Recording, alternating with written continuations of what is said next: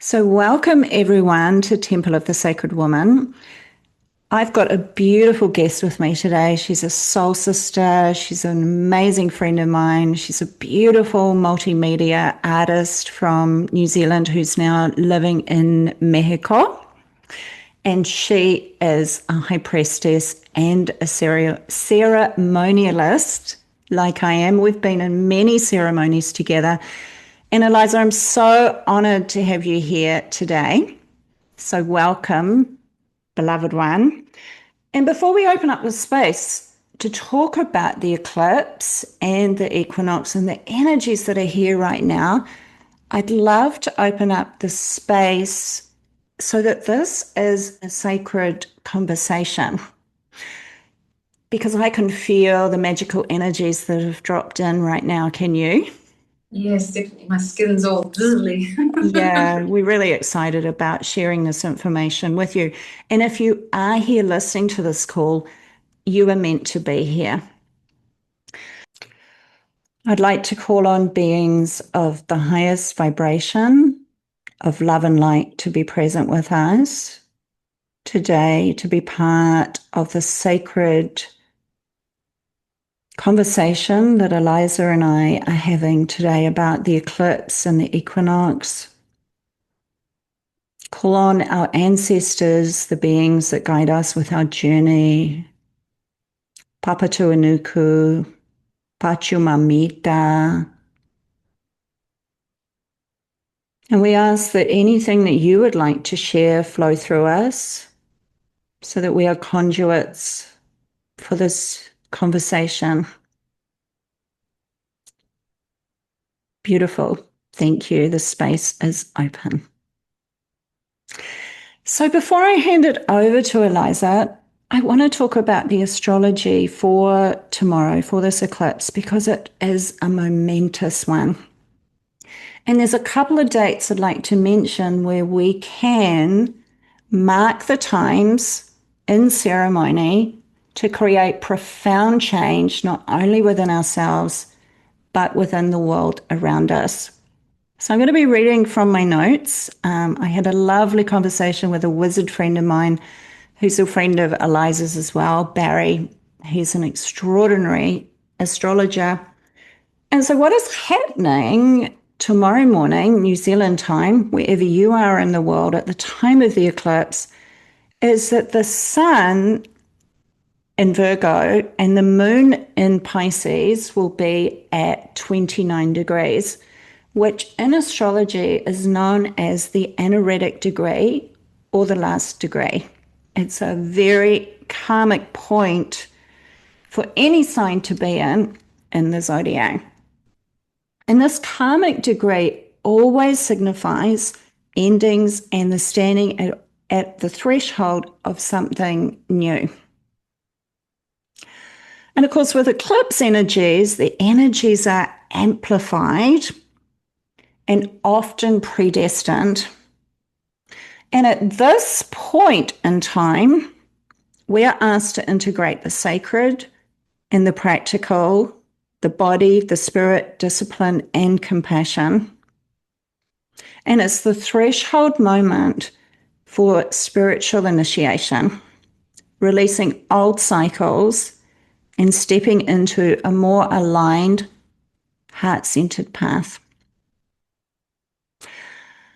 Now, there are some amazing astrological aspects that are also going to be with us tomorrow and for the next 3 days, because we have the sun, the moon, and Mercury forming a grand trine with Uranus and Pluto. Pluto will be in the 5th house at 1 degree of Aquarius and forms a positive trine aspect to the sun. And Pluto is the evolutionary journey of the soul. It transforms from one state to another. So it signifies metaphoric change. And Uranus is breaking away from the past. It's radical, it's electric, and it's the force of change. And this is all happening in the 5th house, which represents love. So basically, what we have that's going to be happening at the point of the eclipse and over the next 3 days is a taster of the new spirituality or a new spiritual paradigm. And we've all been hearing about this, the new earth. So the cosmic Christ codes are coming in more at this time. And on a personal level, we have a powerful opportunity to clear the past. And it really is a profound moment to actually clear the past, particularly at a subconscious level. And when we mark time and ceremony, we are aligning with whatever is going on in the cosmos. And it's a profound moment for profound change to occur.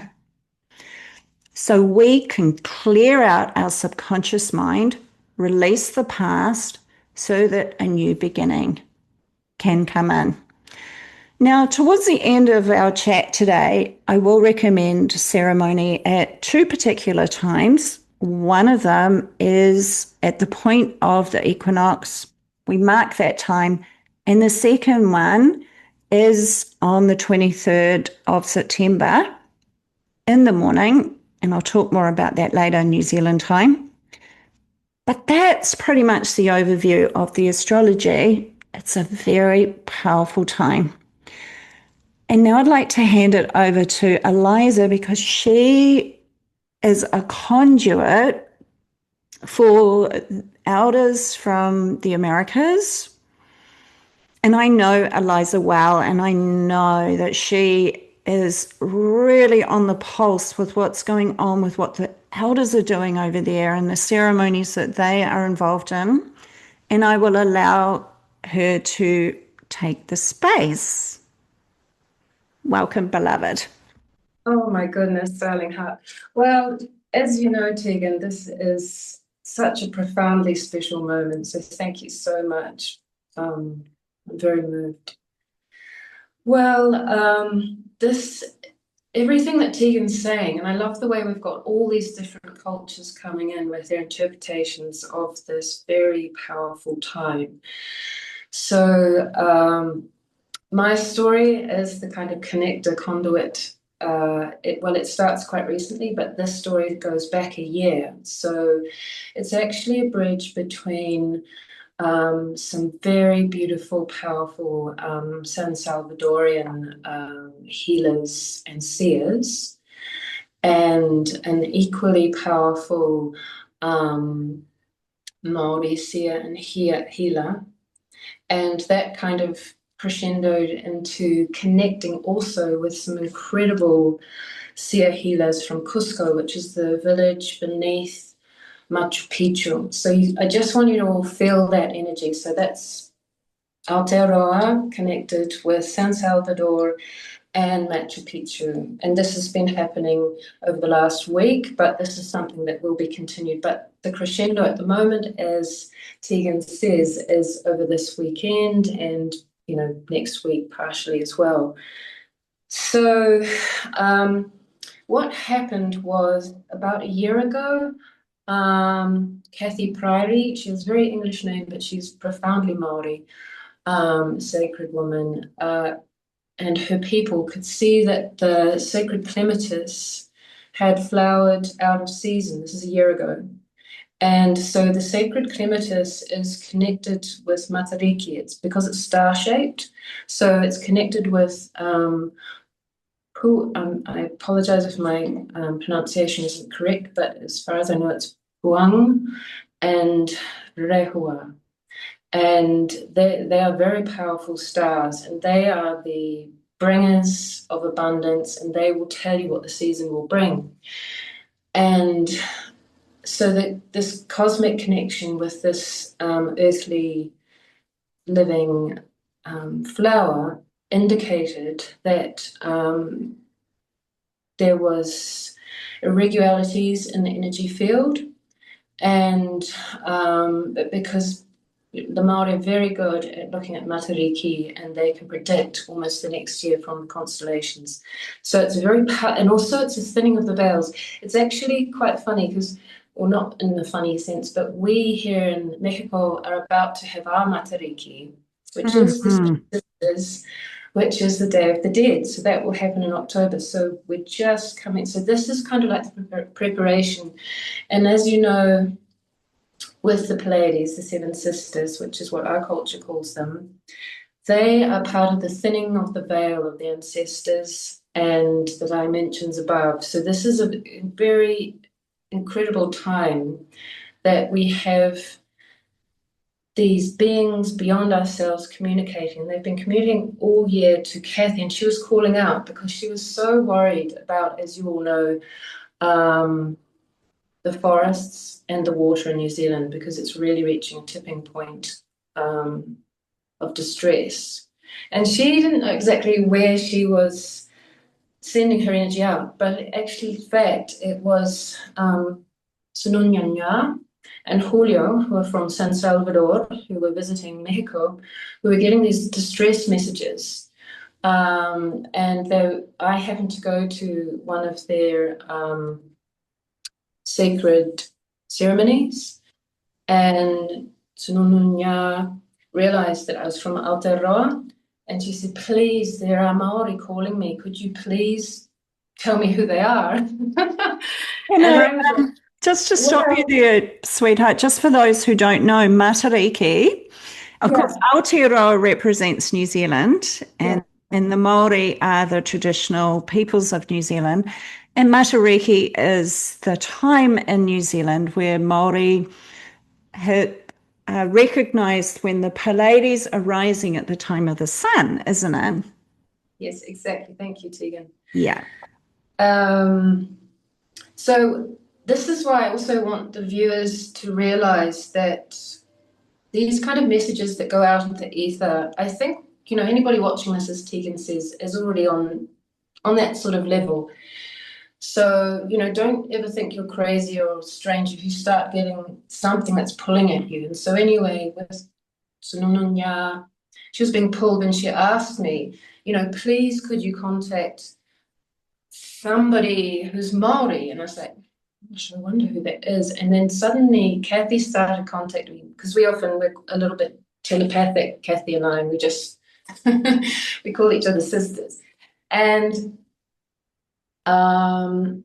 so I said, "Kathy, I think it's you. Do you mind connecting?" And then there was like this amazing connection when we had the Zoom all together, and all these, because what is also very auspicious is that the 21st, which is actually your 22nd because of our time change, is highly connected with the Mayan calendar.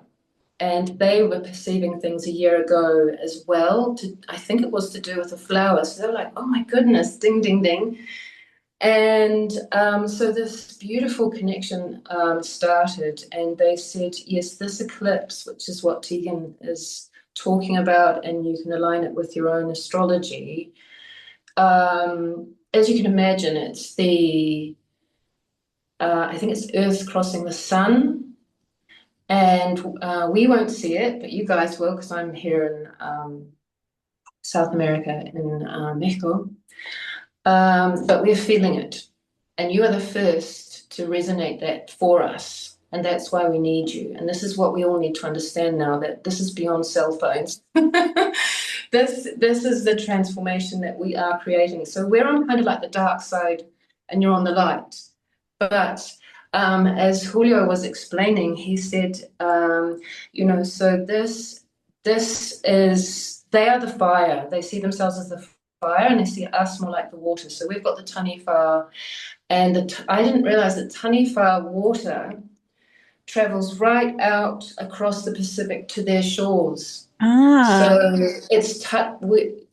so you guys and us, with the movement of the moon, we are touching each other, and of course that goes back up into our mountains and our rivers. So of course all of this is our body of mm, water, but we're drinking it, and it's going into our bodies as well. And then you've got the warmth in our bodies, which is kind of like electricity of fire. and the fire lives in the volcanoes, in our hearts, and in our houses. So, so the Mans were talking about this, and how do I get this long story short? So this moment for them is honoring that Papatanuku New is, Zealand. Hmm. she is passing Father Son with her cloak. She's cloaking him. And in that moment, because you will see it, you guys, if you want to, in that moment, that is also the moment, as Tegan is saying, is that we can look inside the darker parts of our soul. What are the things that we want to change? What are the things that we want to transform? And it's not about guilt or shame. It's a teaching. And what of the things that caused us pain up until this moment? And where have we caused pain? I love the way that the South Americans are very honest about themselves. But it is transformations that if we're linking across these oceans to each other, imagine the light, imagine the love, that we are just snowballing. So I could at this point say the three prayers. How do you feel about that, Tegan? Yeah, absolutely. I think, and if I could just feed back to you what I've heard about Thank what's you. happening, Thank you. Eliza, and it's such a beautiful way that you're expressing it and the way that the elders are coming together. Because New Zealand, we call it Aotearoa for people who don't know, and we call the land here Papatuanuku, whereas it's Pachamama over in where Eliza is in that part of the world. That there is a connection between the two lands, a very, very sacred connection.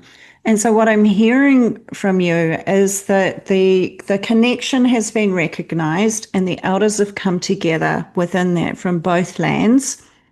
And then there's that the eclipse recognizes the or is almost a symbolic of the connection between the both lands, and the elders have recognized that. Is that correct? Absolutely. Thank Yeah. you, everyone. So are they going to be in ceremony at this time, sweetheart? Yes, yes. So they will start. I think if you'll Google the New Zealand timeline, obviously you would start first. In actual fact, Kathy is starting the dawn before that. She had a calling for that.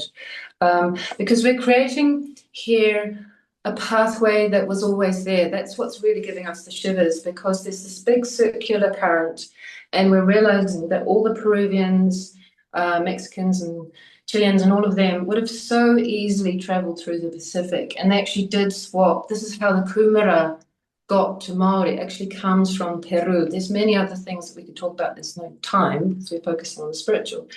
That has already been shared. That our white culture is only just beginning to twig on, and they're like fuzzies. And even if you look at some of their facial structures or the way they giggle, even it's like, oh my god, that's so beautifully similar. So their hearts are rejoining. This is a very, very beautiful moment. So I'm just going to read now Kathy Priory's message, and then there's the one from Tizununya, and then a little one from Cusco, the sacred person from there. If that's all right with you, Tegan? Yeah, beautiful. So these are messages that they want us to hear for this time. Yes, good point. So this is maybe if you want to close your eyes, but really know that this is why I'm so in awe of Tegan making this moment, because she's lined up exactly with this bridge being built, and she's allowing everybody who's watching this, and obviously this is continuous because we don't know who will be seeing this in the future. So this is an extremely beautiful moment. So thank you so much, the people watching, and you, Tegan. So this is the first message. Taking energy from the beginning of time, weaving the heart and the soul together, so we are all as one. We know we have to love, honor, and respect each other.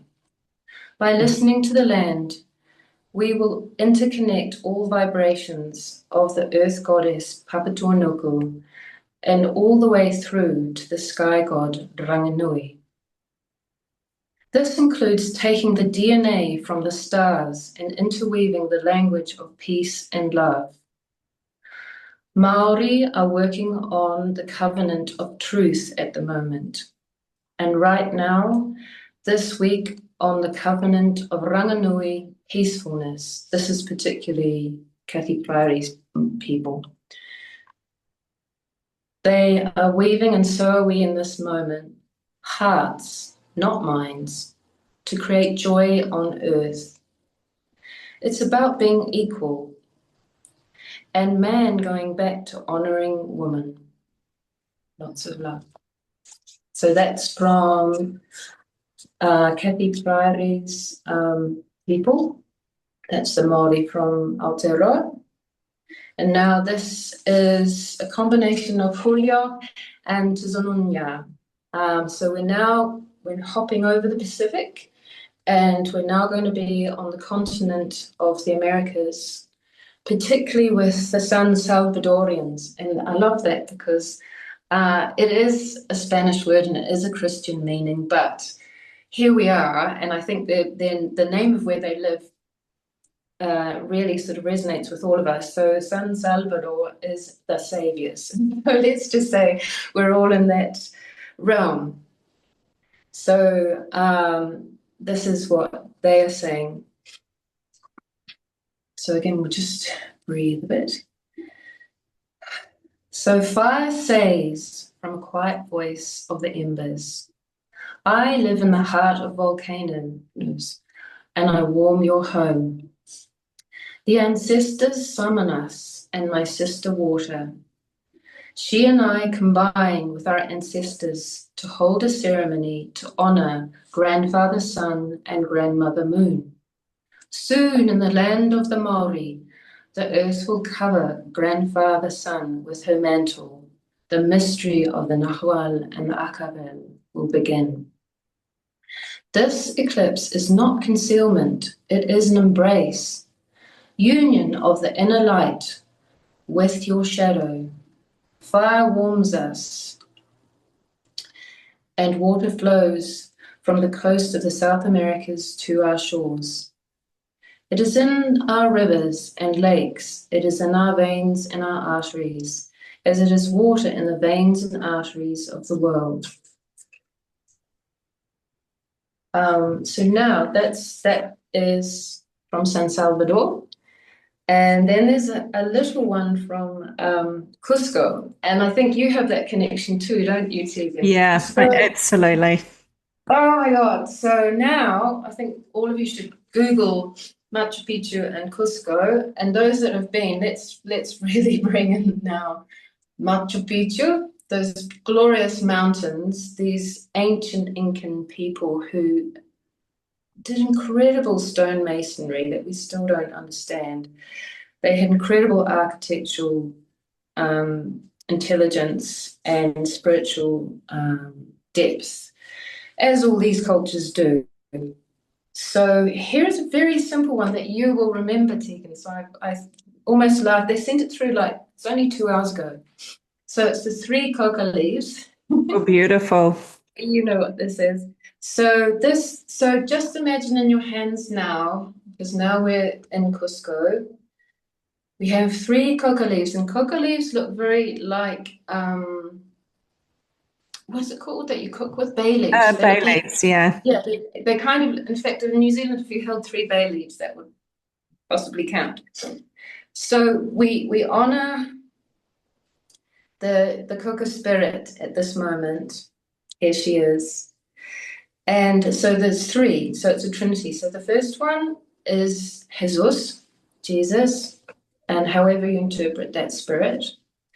The second one is the breath of life that we all share together. The third one is the ancestors and other dimensions. So that's Ranginui as well. But also you could say the Palladians. And so here we all are, we're here now.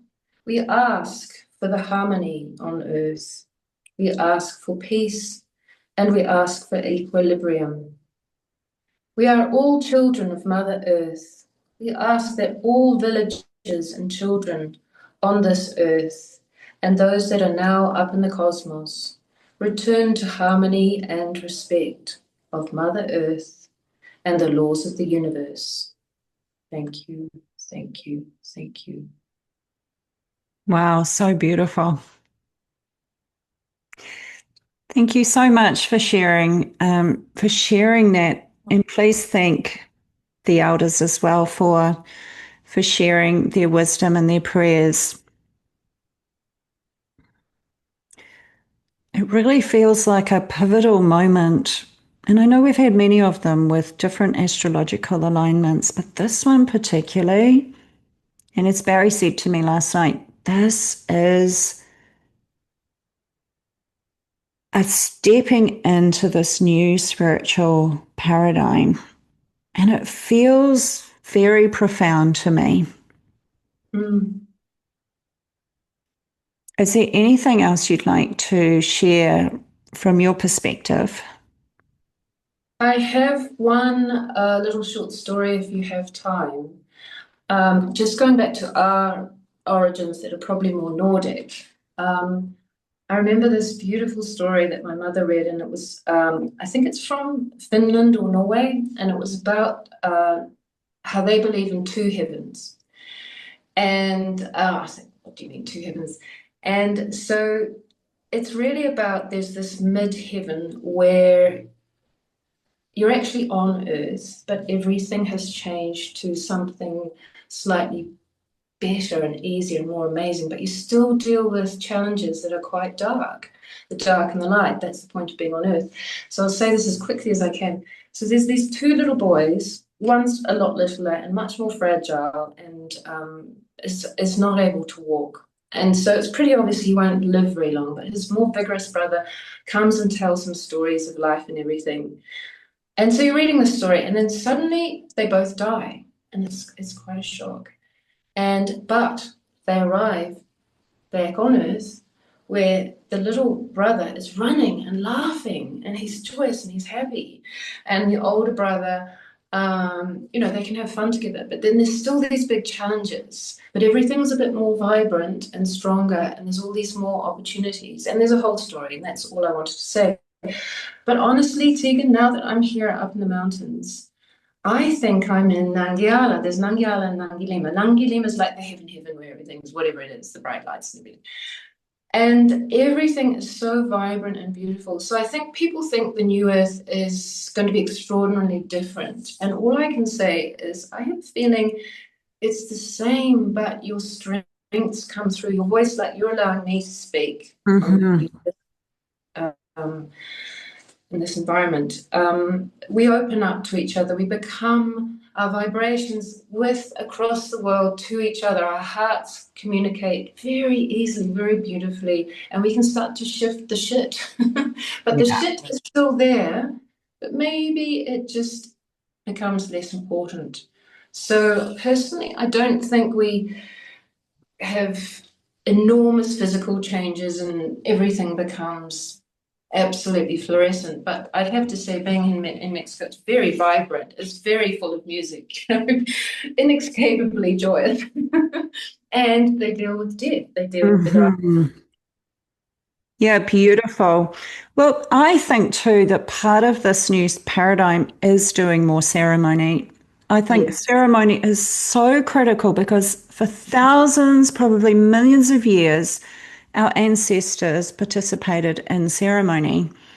And when we participate in ceremony at key astrological times, we align with the energies of the universe, and it allows our consciousness to evolve and develop, and we start to see the veil becomes thinner, and we end up living more in the magic. And I know, having been involved in ceremony for a long time and marking different astrological points in time, it's profoundly shifted and changed my conscious awareness. And I'd love to give a couple of suggestions for how how the viewers might mark these two dates, and one is the midpoint of the eclipse tomorrow morning. Whatever it is for you, wherever you are, but I know in New Zealand it's 6:55 a.m. on the 22nd of September. So what I suggest is getting a bowl of water and sitting it outside tonight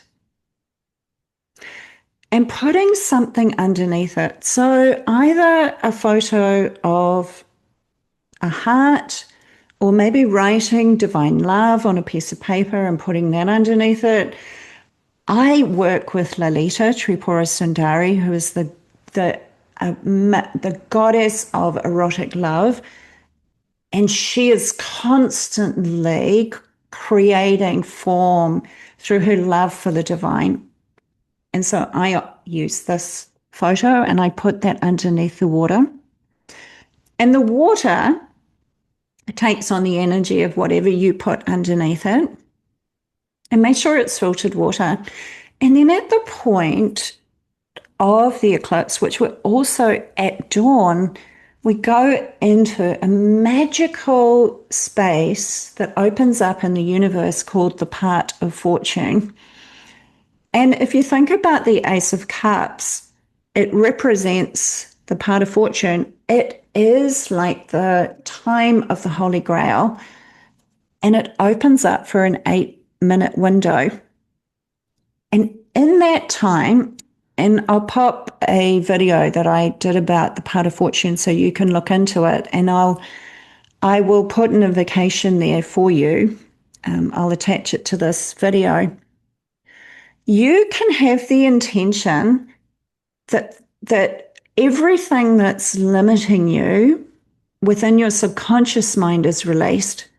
Because as Barry said, this is a very powerful time when this can actually happen automatically if we mark this time. So have that intention and link in with the peoples of the Americas and the Māori of New Zealand and feel the love.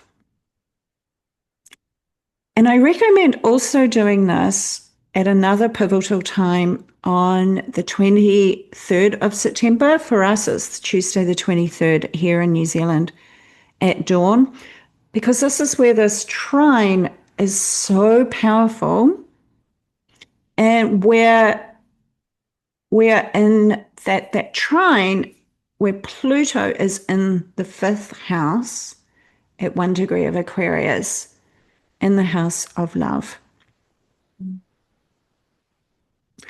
So it's a profound opportunity to heal from deeply within. So I'd love to thank you, Eliza, for being here and for sharing your knowledge and your beauty. And I look forward to catching up with you soon. And if you guys like this video, please subscribe to my channel, because I will be sharing more ceremonial ideas and suggestions and information like this. And I will be interviewing other people as well. And I'll get Eliza back on too. And like this video and share with those who you think will enjoy this message. And thank you so much for watching.